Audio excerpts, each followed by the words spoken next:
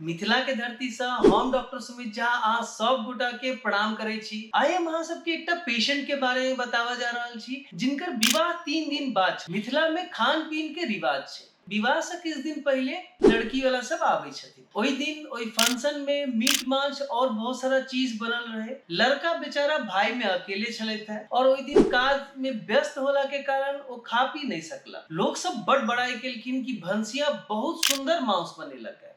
अगला दिन जे बचल रहे ओइमे से 3-4 पीस ओ खा लेले। ओइ के 1 घंटा के बाद हुनकर पेट में ममोड़ द के दर्द शुरू भ गेलै। एहि के बाद उल्टी होए लगलै और पेट खराब सेहो भ गेलै। पेट खराब एहन भेलै कि हर 10-10 मिनट पर बाथरूम जाय पड़े। कनिको पानी पीथिन तुरंत उल्टी भ जाए। बहुत रास दवाई गांव में खेलैत हो मगर ओइसे कोनो सुधार हुनका नहीं भेलै। हुनकर पिताजी कहलैथ बौआ हम इनका कहै छलिए कि बेसी हाई फाई नहीं करू लोग नजर लगा देत। देखियो सै भेलैया।